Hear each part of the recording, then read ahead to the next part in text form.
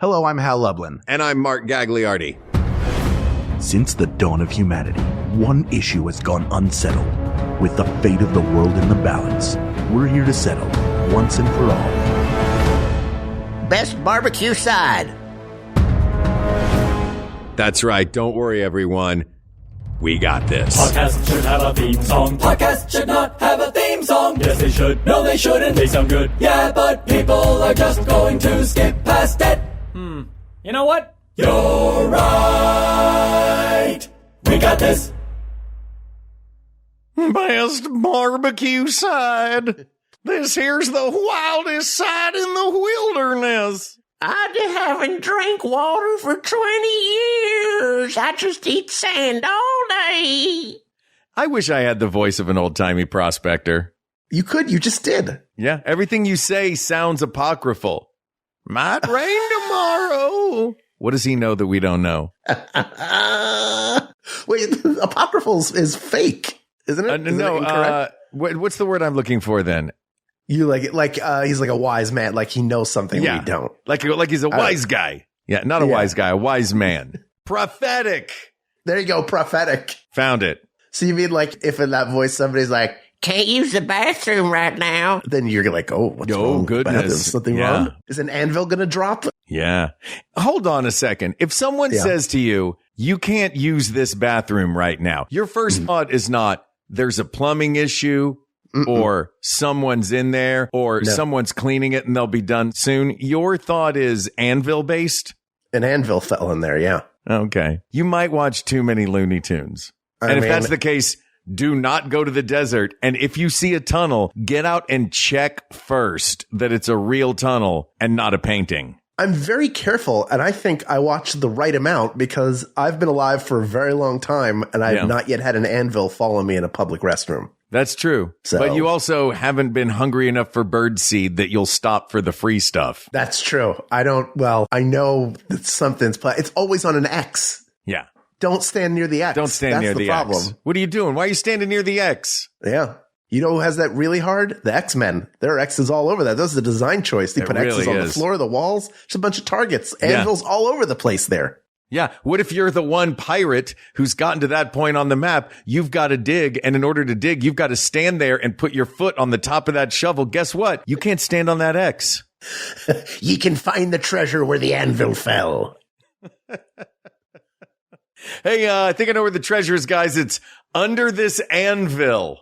That's a good place to hide it because those are heavy. Yeah, they are. They're very heavy. Why do you think that coyotes drop them? Because they don't want to carry them. Because they're heavy. Yeah. But we're not here to talk about coyotes and anvils. We're here to talk about side dishes. Hal, it's barbecue season. It is summertime. Are you a 4th of July barbecue guy? I do enjoy I don't think I've been invited to a 4th of July barbecue for a long time. Well, not since that last one. Well, I brought too many anvils. I get it. Mm-hmm. I thought there was going to be an X, at least one. No, turns out.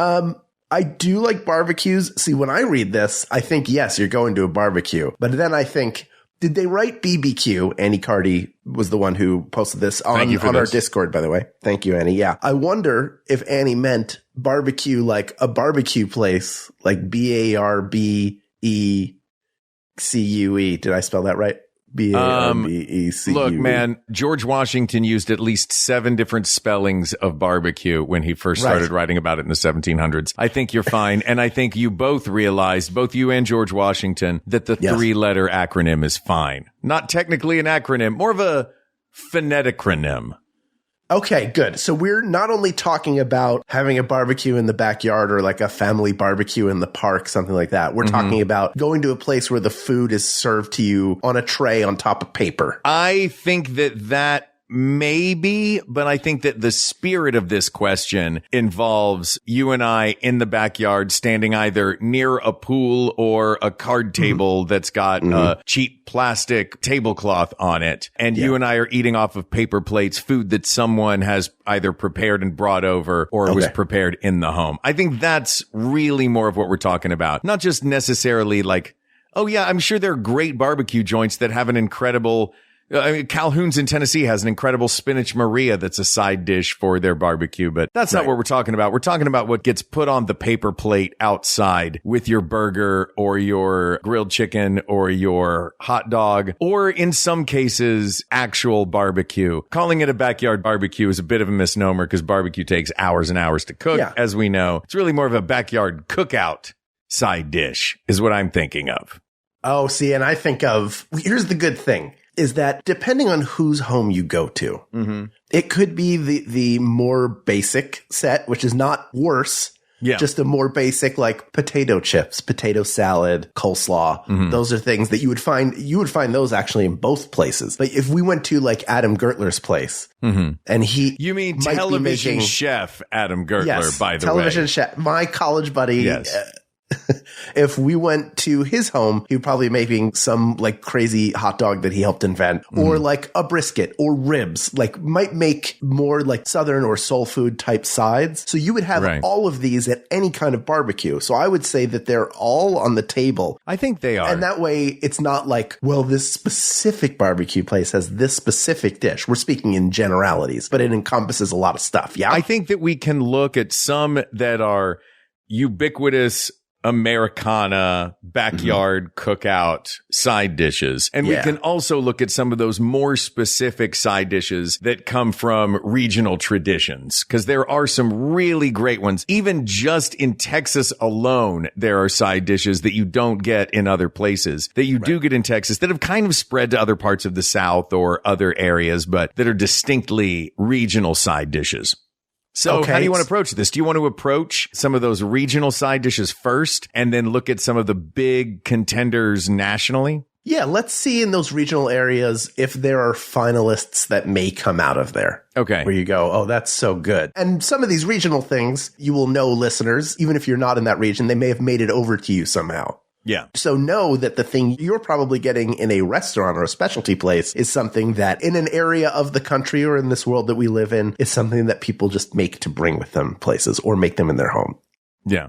And I think a lot of them, they are regional dishes, but they've become national dishes. You know what I mean? Like everything started somewhere, but they've really become these big things that everybody's going to have at their parties. There are a few specific Southern ones that I wrote down and some specific Texan ones that, and actually one from here in Southern California that I think is a big time backyard cookout staple. All right. So let me just run down some of the regional flavors that I think are contenders in this. I'm going to start right here at home where we are. Everybody knows that corn on the cob is a classic side dish for a backyard barbecue, right? Yes. Yes. California has perfected the corn on the cob by adding mayonnaise, cotija cheese, breadcrumbs, hot sauce, whatever else goes into elote corn that makes it the magical Southern California flavor bang that it is. I love elote corn. I love elote corn specifically because I don't like a mess. It's why I don't like wings. If it has been shaved off of the corn into a bowl and I have a spoon or spork to have my elote corn. Boy, you and Jennifer both will do like cut the corn off of the cob. Yeah. Because we're grown-ups, Hal. It's very impressive. I hold it on either end and I eat it typewriter style. We go across, we go around. Did we talk about this before? Do you use the little spikes that you plug into the ends that look like little plastic corns with spikes on the ends that you can hold it with? Yeah. All right. Oh, yeah. And then when I had my first place, I bought dishes that looked like corn on the cob that had little grooves at the ends of the ear of corn. It looked like an ear of corn. And so that's where that would hold the pegs. It would hold it above that. And then the dish was concave. So you could put some butter in there and then you could do and get it buttered up. Real good. Yeah. Elote is really, really good. I would argue that they are the best version that we're going to come across of corn on the cob. Of corn on the cob? Well, so then maybe we just say corn on the cob because there are different styles of it, right? Honestly, I think corn on the cob is great. I think corn on the cob, corn itself has made this country. Like the history of corn in this country is the history of this country itself. I don't think corn on the cob is going to be our ultimate winner. Oh, you don't even think it's a final just because there's I don't think corn on the cob's even a finalist. There are a lot of different forms of corn that I think will come back. We are going to come back to corn's corn going to over show and over up. again. Yeah. Don't worry, everybody. It's corn. Yeah. It's a big hunk with knobs. It's got the juice. It's got the juice. But I don't think it's corn on the cob is our victor. If it is, it's elote. But I don't know that that's it. Okay. I know you're a cabosaur. I am. You're a bit of a Cabosaurus Rex. You're Cabosaurus Rex. Can I tell you another great use of corn? I'm going to leap from the Southwest. We're going to work our way eastern in the United States, and we're going to make a pit stop in Texas because another great use of corn happens in Texas, and that is corn pudding. Are you familiar with corn pudding? Yes. Some cheesy corn pudding. You cook it in a cast iron skillet out there on the grill with everything else. How do you feel about corn pudding, Hal? It's very rich. Will you describe it for people who are not familiar with it so they can understand exactly what it is? Because you might think like it's probably closer to a hot rice pudding than it is to like a tapioca or chocolate pudding. Yeah, it's not really like a pudding. It's more like a cornbread. But imagine if cornbread, if we get like a good jalapeno cornbread, you know how you can take it in its cast iron skillet and cut it into a wedge and pull a wedge out? Yeah. Now imagine that you've got this cornbread and cheese and other assorted delicious liquefiers have made it to where you can't scoop it out into a perfect wedge. And now you have to use a great big spoon and scoop it out. And it's almost like a savory cobbler. Mm-hmm. Oh, I do love a good corn pudding, corn pie. There's a million other names for it in Texas. Yeah, it is a fantastic. It's really, really good. It is filling. Is it bad if a side is too? We're going to come back to this, I think, over and over again. Yeah. Like sides are great.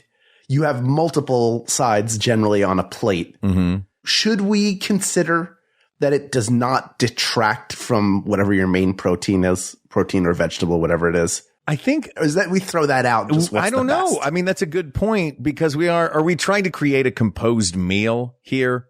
I don't or are we think just so. trying to fill a plate? Yeah, let's just pick the best one. I don't think we need to go like, well, if I'm having some smoked turkey, no, forget that. And if you're having that much of this corn pudding, have a hot dog instead of a hamburger. It's lighter. It'll save you some more corn pudding space. You can dip it in. Yeah. Oh, it becomes man. Like a dip. A hot dog dipped in corn. I don't know. I think if a hot dog was dipped in corn pudding, it would taste like I was having an undercooked corn dog. Yeah. Like, why is this so goopy? Did the fryer break? What else? Okay, so while we're in Texas, let me throw a couple more at you. A lasso covered in chocolate. A lasso covered, yes. Chocolate Texas lassos. Yep. No, there's really only one other one. All respect to green spaghetti, which is spaghetti made with charred poblano peppers and jalapenos that has taken off across Texas in the last couple of years as a popular, trendy new side dish. I'm going to go with one of the classic Texas side dishes, and I'm going to say ranch style beans. Do you have beans as a side dish on big barbecues usually? I am not a huge beans person. My mother loved baked beans. She loved baked beans. I don't think she would have liked, because Texas beans, those have like more pork in them. They're like a little bit heartier. Ranch beans are not exactly the same thing as regular baked beans. They do have the brown sugar, but they also have ancho chilies and bacon in them. Yeah. It's more like a bacon stew. It's again, the ranch beans, because it's something that might have been made as a meal on the ranch that has everything you need to fill up a cowpoke's gut. Yeah. Yeah. Ranch beans are good. Ranch beans are good. Baked beans. I feel like that's some variation of the baked bean, which is what this is. It's a variation of the baked bean with more stuff in it. Yeah. Here's my problem with the ranch beans, Hal. I've been given one vessel.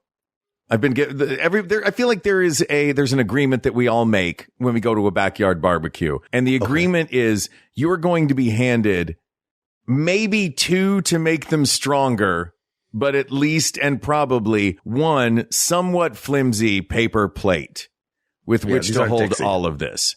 Right. A hot dog knows the assignment of being on this plate. A hamburger knows the plate that it's on. Yeah. Ranch style beans and baked beans, I hate to say it. It makes me sound like I'm kicking someone out of the party. They don't belong on this paper plate. They're going to make everything about this paper plate weaker and wetter and beansier. Anything with a bun is going to get beansy. Yeah, if you have like a cheap paper plate, it will turn it into a coffee filter. Yeah, you need very a second. quickly. Exactly. You need a second vessel to keep these ranch style beans at. Now, do you go over to the bar table and grab a little cup? And you're like, what's this little cup for, man? Those are the beer cups. I'm like, yeah, guess what? This red Solo cup is now becoming my beans cup.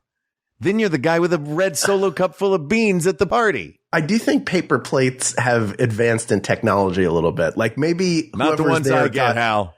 Yeah, I know, because you get like whatever is the cheapest possible place at the cheapest possible place. Yeah, I do I do like a wax coated Dixie though. Yeah, those are Every great. once in a while, one of those. Small size wax coated Dixie is the perfect party plate.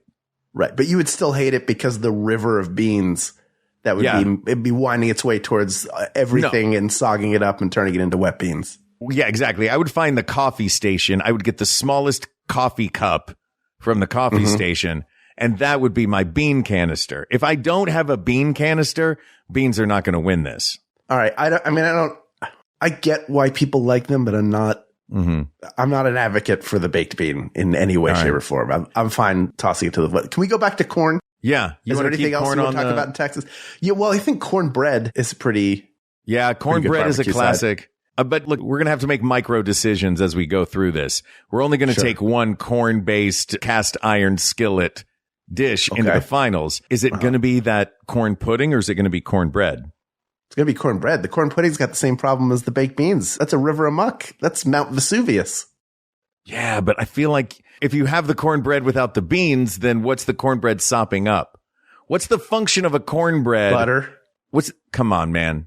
Honey butter. The butter it's bringing its own mess to the table. The cornbread is there as the napkin for the meal and whatever is on your paper plate. It doesn't have to be. Doesn't have to be. You do eat but like a cowpoke. I do eat like a cowpoke. So much of, and I eat like an Italian too. I remember years ago, Mike Ross, I went over to Mike Ross's and he was like, hey man, Mike Ross, who was Italian, had made a red sauce. Mm-hmm. And he said to me, he was like, you have to come try my red sauce. So I go try his red sauce. He's like, I can make you some pasta to put on it. And I went, nah, you got a loaf of bread? And he was like, yeah, perfect. That's the Italian way. It's like, just give me the loaf of bread. I'll break off little bits and then I'll sop it up. That's what the cornbread is for. Right. That's for getting loose ranch bean sop. Though I don't know. Again, like, I think it's something you can also put butter on and it could be like a sweet to offset the savory.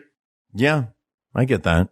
I mean, if it's in a cast iron skillet, you got a slice of it, then you might be, but also sometimes it crumbles and falls apart on you. Like sometimes it's a little dense, sometimes it's a little dry. It can be somewhat unpredictable. I mean, I'm fine with a corn pudding. Yeah. When you mentioned it, I was like, oh, I haven't had corn pudding in a very long time. Let's talk about corn pudding. While we're staying in Texas with the corn, let me throw one more at you. What about cowboy caviar? That is what is that? Corn. It's like corn, salsa, and black-eyed peas. It's a dip primarily. But that's a dip. Dip's not a side. Dip's not a side in this case? A dip is a side to a chip. All right. I would say. All right. That's like an appetizer. Okay. That's like an also have to me. An also have. Wait, what side dish isn't an also have? That's the whole point of a side dish is it's an also have. They're an also have to the main thing. If you don't have appetizers at a barbecue, you're fine. That's true. If you get there and they're like, you want burgers, dogs, we got chips, we got all these salads and stuff, or, like potato salad, macaroni salad, all that stuff. You don't go like, you would expect chips and dip just because there are a bunch of people gathered somewhere. Sure. But that to me is not a side dish. That's like pre-dish. Food. That's a party food.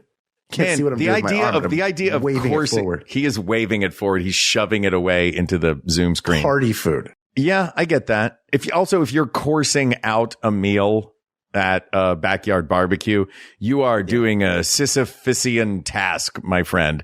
Just tell people, eat as it comes out. We're not going to course out an appetizer and a main course and a dessert, except maybe we'll bring out cookies an hour after we did the hot dogs. Right. Yeah. The desserts are separate. Yeah. They don't factor. Like I could say peach cobbler, but that's not a side dish. Yeah. Watermelon. That's a dessert. Not a side dish. Watermelon is a dare that goes along with it because it's usually in the form of a watermelon eating contest, right?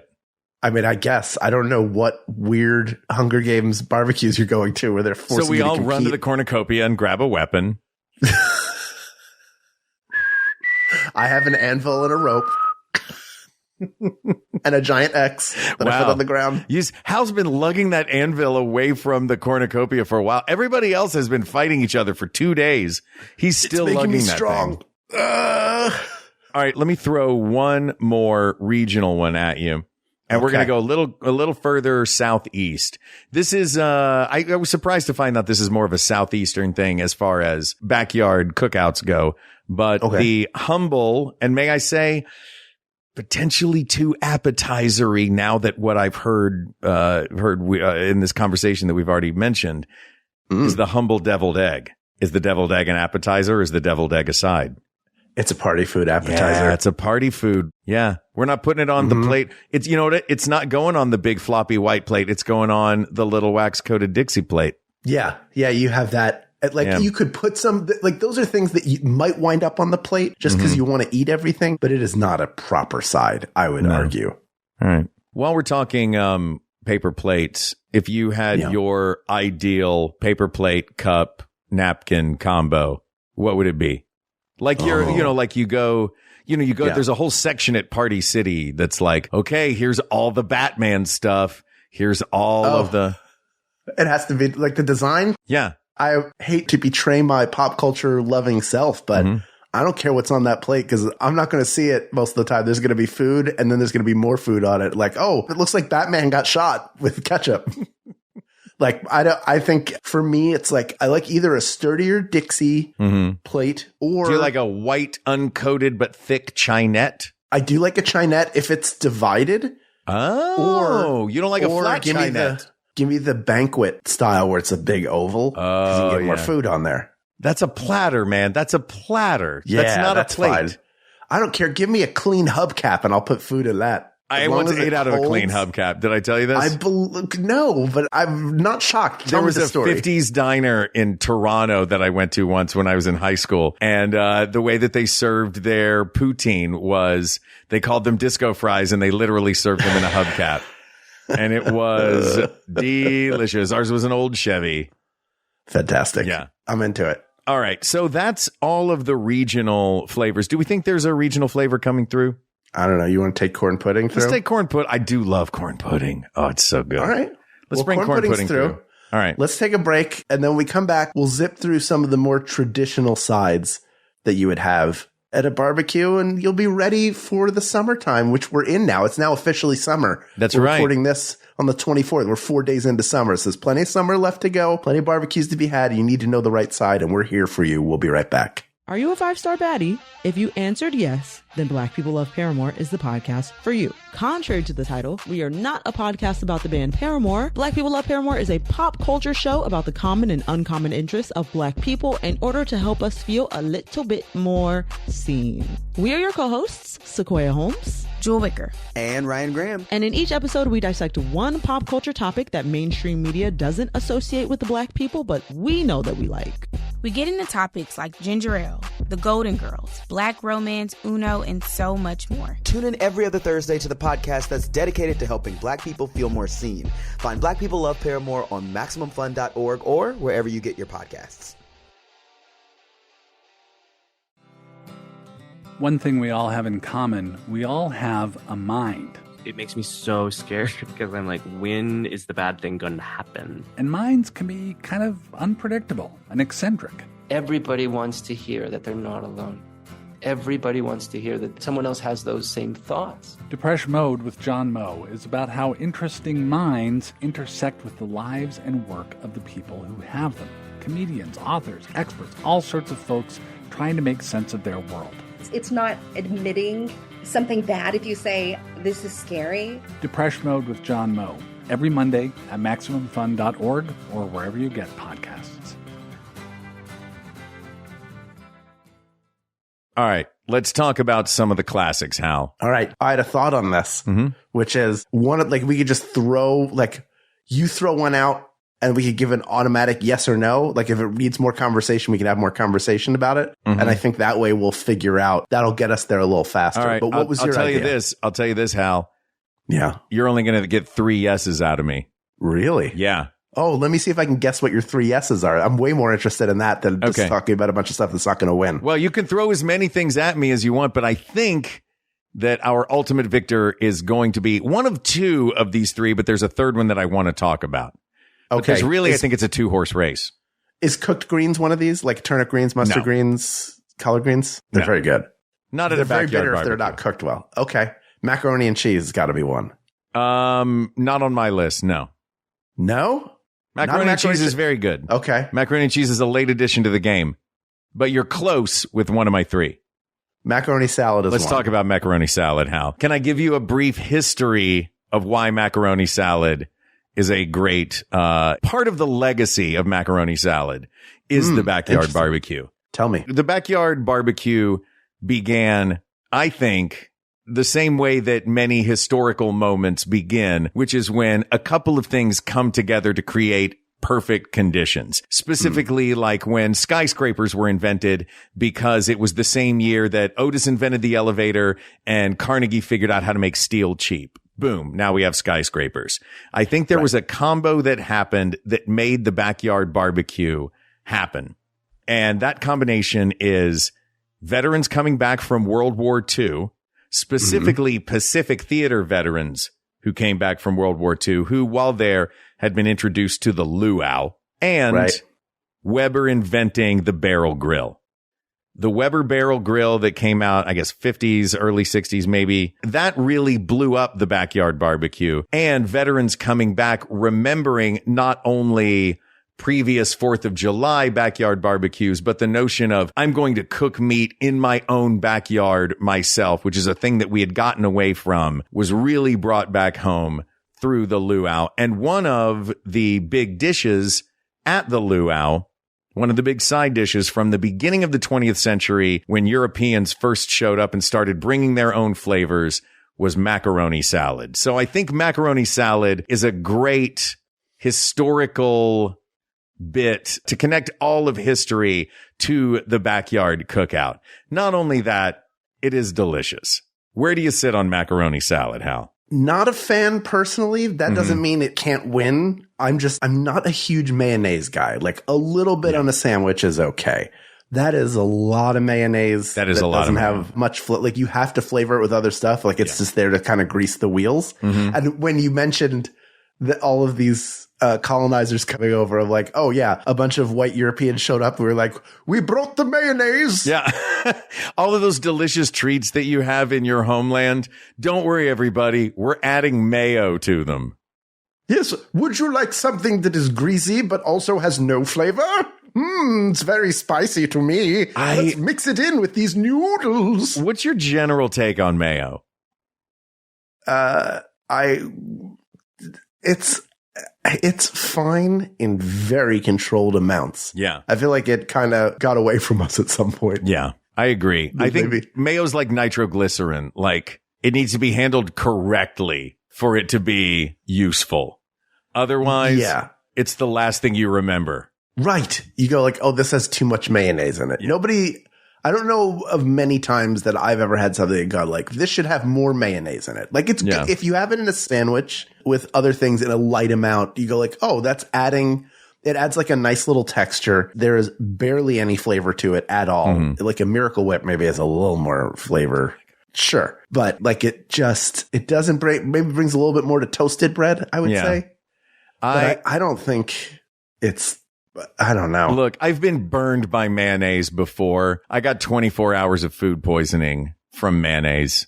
Mayonnaise is also the only ingredient that I've ever seen turn Rick Steves from being gung-ho about everything he's ever seen. Like you could show Rick Steves anything in the world in Europe and, oh my gosh, that's the most amazing thing I've ever seen. But the one episode where they were in France and he was like, so we're going to the market day. What are we going to make tonight? And she said, I think we're going to have some shrimps with mayonnaise. And he went, okay. The only time I've ever seen him not on board with something was shrimps with mayonnaise in Paris. Yeah, come on. Yeah. And you know what? I get it. That said, the other two contenders that I think are our major contenders, frequently do have mayonnaise involved. Potato salad is another one. Yeah. And then the third one is just a jar of mayonnaise with a stalk of romaine. Yeah, with a straw. With a straw. Specific, yeah. Jar of mayonnaise with a straw. Yeah. Preferably if the straw becomes a pair of glasses and then the end of the glasses goes into your mouth. And you're like, ooh, these are cool.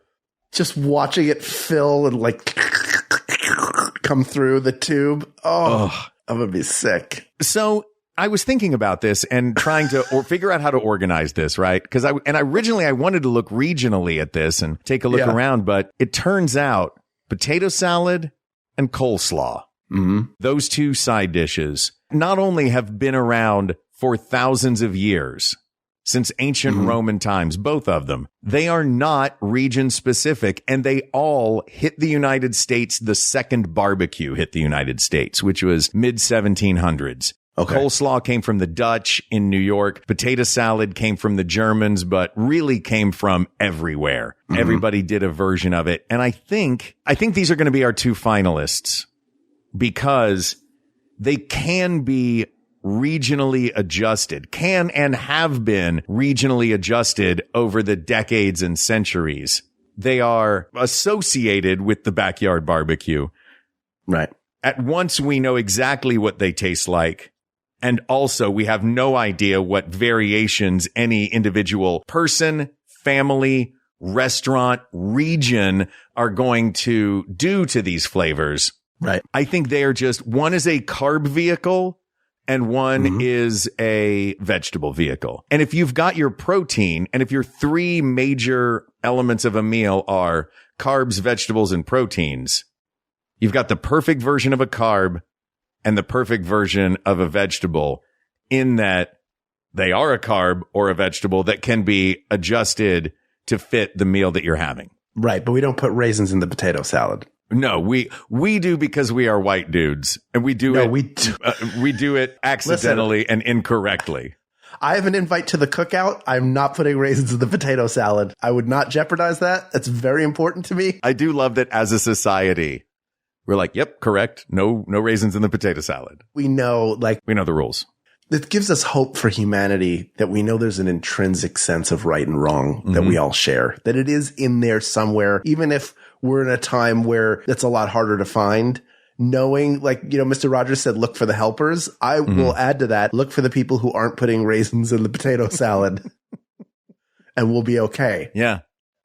Look, put your regional thing. That's the thing, is it is a beautiful blank slate. If you are in Baltimore, put some Old Bay in your potato salad. If you're in the Northeast, it's funny you mentioned not being a big fan of the super mayonnaise based ones. Pennsylvania and New York, those areas specifically replace the mayonnaise with vinegar. Yeah. So it's a much lighter potato salad in that area. The Midwest is mostly made of mayonnaise. Mustard's Southern. So deep South potato salad. Ours has a little bit of sweetness from sweet pickles and a little bit of mustard in there. It's almost like we're dressing a hot dog, but that's the Southern version. So every region has their own flavors to it. Texas is another one they've figured it out. They do theirs with chilies in it. So theirs is a little spicy. Right. It's just this, I think potato salad is a perfect blank slate for various flavors. And I would argue, though, not to sleep on coleslaw, because even though coleslaw is frequently an afterthought at the backyard barbecue, coleslaw is another one of those that you can make from scratch. It's really just a salad using cabbage and whatever flavors you want to add to it. Making interesting slaw is one of my favorite things to do in the summertime. I think you can add raisins to a slaw, not to the potato salad. That was a trick. To the slaw. You can do it to the slaw. That was a test. You can put it in the, I did not. You take those raisins. You put them under an anvil and make raisin wine. Wait, why are there these raisins sitting on this X? Who put these raisins on this X? I put raisin seed in there so they would go feed on them. And now I hear the saxophone of a California raisin coming up. Oh no, why are they dancing their way over here? Should have heard this on the grapevine. Also not a huge potato salad person, not a huge coleslaw person. They're all fine. If it were me, and I'm not arguing against these three things, the thing I would rather have is either like a good pickle, very basic, or chips. Either plain Lay's or Doritos. I would love to have that as a side with a hot dog. Really, plain Lay's go with everything. I would rather have that with a hot dog or a hamburger, because then it's like, I didn't get French fries, but I have like a potato with it. It's not a wet potato. Yeah. I can put it in. You can put it in the sandwich for texture if you're that kind of person. Those days are over for me. But I do like it is very simple, very basic. But I do think it is a very good side as well. I don't think it should win. I just wanted to throw it out there. I get it. And I love arguably my perfect backyard barbecue plate is a burger or a hot dog, some crinkle cut chips, and a pickle. I think there's something, though, to be said for the communal nature of the backyard barbecue and the fact that people show up with something that they put a little love into. And I think we're going to want to pick something that, whether or not Aunt Margaret threw a couple of raisins into the potato salad, at least it was made with love. There's something else at work if there are raisins in there and it is not love. You're being told one story and delivered another. I mean, really, like... Why would Aunt Margaret lie to me, though, Hal? If she says the reason she put raisins in there is because of love. It's because there is no Aunt Margaret. Aunt Margaret is Satan in disguise. Wait, what? Yeah. You didn't notice the cloven hooves and the barbed tail? I did think it was odd. Can I tell you, we used to go to the Hutton bus when I was a kid, which was our uncle's former school bus that they had turned into a mobile home, and we would go have holidays there sometimes. Sure. And for some reason, while I was there, I think it was a cousin or like a family friend that got into my head that my parents might be aliens. That's the first time I remember. It's the first time. It was at the Hutton bus that I remember being the first time I ever checked the back of my parents' heads for zippers.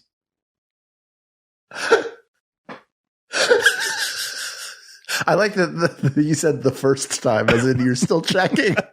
Every time you hug them, you put a hand on the back of their head and just feel like, let me just check for a scene. Yeah, I better not feel aluminum teeth. But what if they are aliens, but they're the cocoon aliens and it's pure light under there and they're helping keep you young? The cocoon aliens. Yeah. I like the cocoon aliens. I like the batteries not included aliens. Sure. E.T. E.T. Great I alien. love. Like, that'd be cool if they were ETs. But if they were AVPs, I don't know, man. Yeah. Oh, that'd be bad. Yeah, that'd be real bad. They had the mouth flaps, so they're like...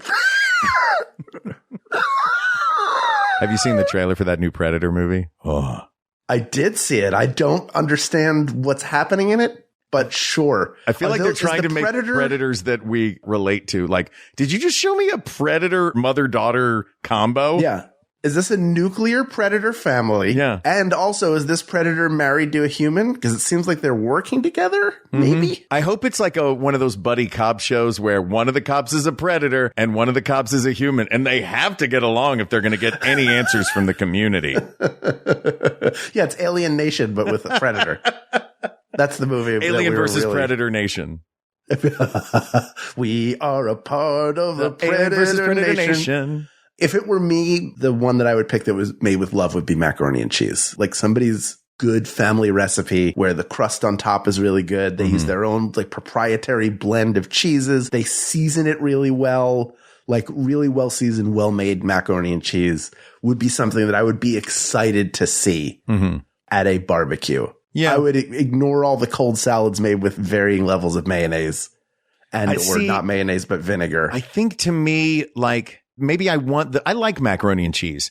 I was never like growing up macaroni and cheese in the way that it is ubiquitous everywhere else at every family function was just not a thing that was always around for us. You know what I mean? Like Thanksgiving, there wasn't always mac and cheese. Christmas, there wasn't mac and cheese. Barbecues in the summertime, there wasn't mac and cheese.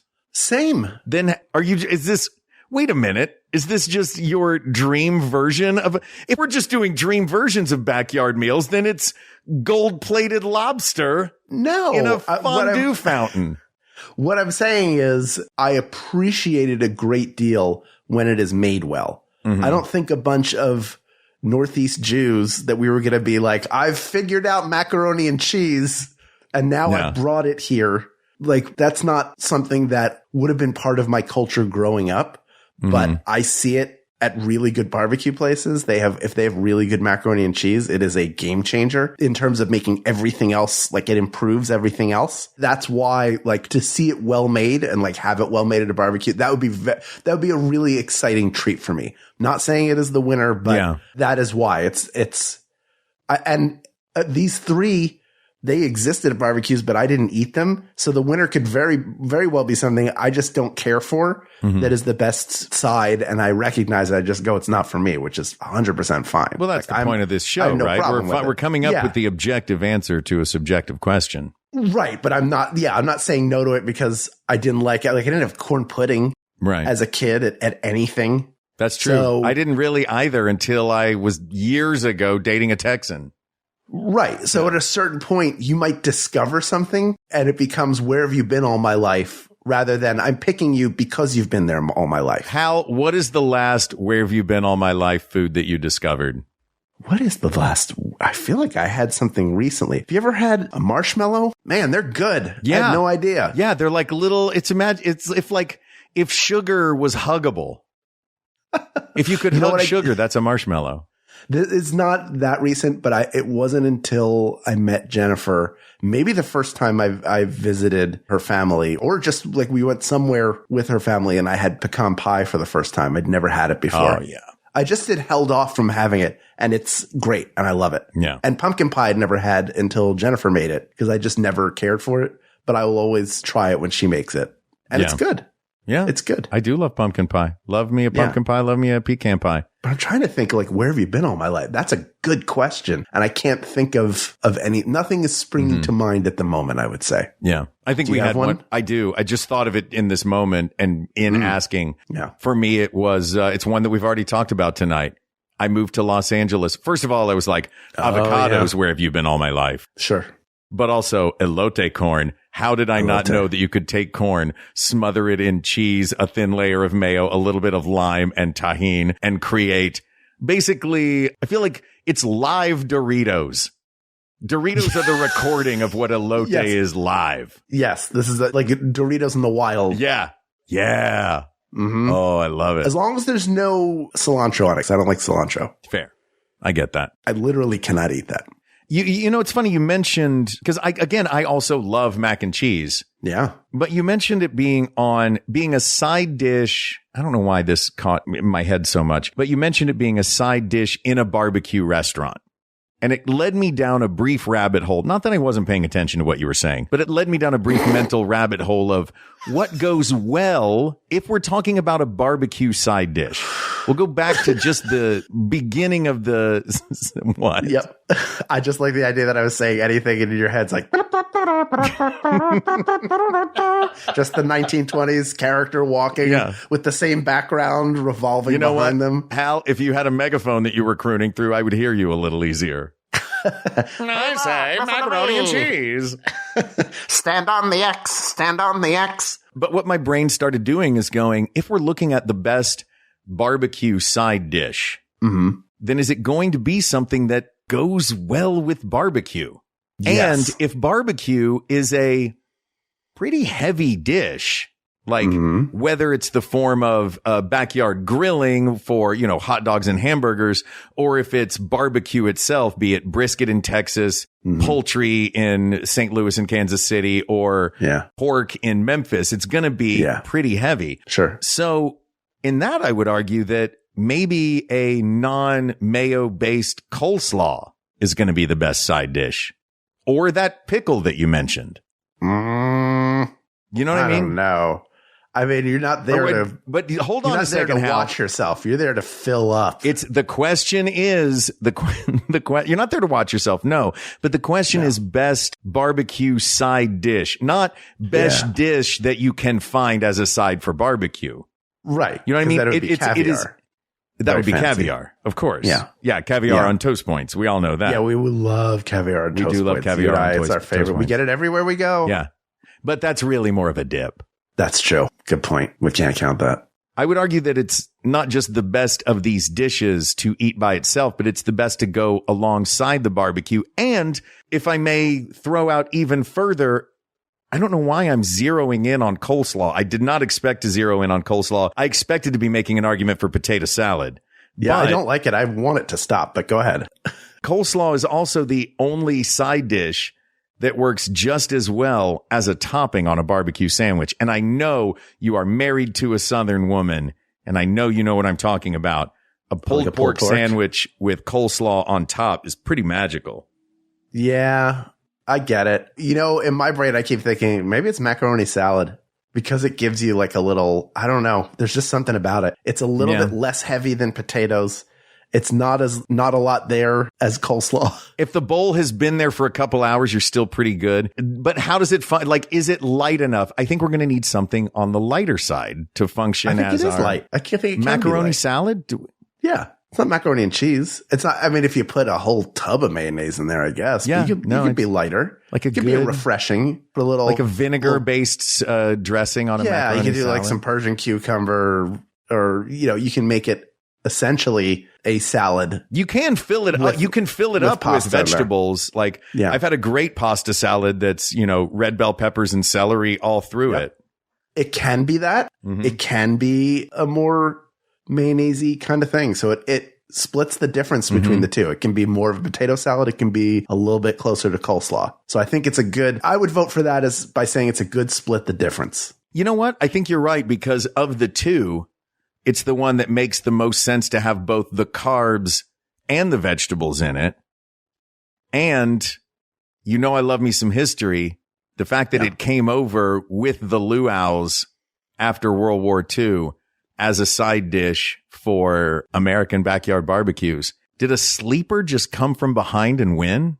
People of the world, you heard it. You didn't know that macaroni salad was going to get activated to jump into this episode and become the best side at a barbecue. But there you have it. There's so many different varieties of it that it's never going to be as heavy as a potato salad, nor will it be as light as coleslaw, but it rides that middle. I feel like I see the macaroni salad go first a lot. And I get to come into this as a neutral third party observer with zero skin in that game, in the coleslaw sides game, and say, pasta salad makes the most sense because you can make it healthy like my mom did, or you can make it unhealthy like somebody else's mom did, and nobody's putting raisins in there. And that's a blessing. So there you have it. It is macaroni salad asked and answered, the best barbecue side. Did not expect that coming into this. I was ready to go to the mat for all the things that I love when I go to barbecue places and soul food places, but maybe that's a different discussion for a different time. Yeah. I think looking at barbecue as a backyard cookout rather than a sit-down restaurant experience. Yeah. Macaroni salad became the winner. Can I tell you earlier today, I had this thought, and I'll show you right here where it was crossed out right there. I had written in my notes, I was going to write macaroni and cheese, and I didn't separate the words, and I wrote the word macaronia, and I thought to myself, I really want to go to that country. Oh, can you imagine? Gosh, can you imagine going to Macaronia? I would love that. Oh, man. They're not very good in the Olympics, but every year they throw the best festival. It's a great party. They don't really have a lot of Olympic representation. They don't. They try to get one person in. No. Just so they have a reason to be there. But no, there's nobody in Macaronia that wants to go to the Olympics. You're like, what about just shot put? They're like, I'm good. I have everything I need. You know what happened if they won a medal? What happened? It'd be a real feather in their cap. This topic is closed, but there are many more topics to discuss. So please reach out to us via email at wegotThisPodcast@gmail.com or I'm so ashamed of myself. You can reach us on social media at We Got This Podcast, with the exception of Instagram, where we are at We Got This Show. You can also go to our Facebook group, or you can go to our Discord, where we're getting all sorts of great suggestions. We got a lot of people in the world there, but there's always room for you to join too. So go to bit.ly/WGT Discord. Thank you to producer Ken Plume, researcher Kate McManus, graphic designer Uri Kilman, and QA engineer Jen Alba. And thanks, of course, to our musicians, Jonathan Dinerstein and Mike Furman, for our score and theme song, respectively. And thanks to you, the people of the world, with whom we would love to gather in any of our backyards, do some grilling, have some fun conversation, play some cornhole, play all kinds of games, do some face painting. Heck, throw ourselves a great big backyard barbecue where the big bowl that we're going to pass around and each take a spoonful out of directly from the bowl is the macaroni salad. We wouldn't do it without you. We couldn't do it without you. Thank you. Thank you. Thank you. For Hal Lublin, I'm Mark Gagliardi. For Mark Gagliardi, I'm Hal Lublin. And don't worry, everybody. We got this. We got this. Maximum Fun, a worker-owned network of artist-owned shows supported directly by you.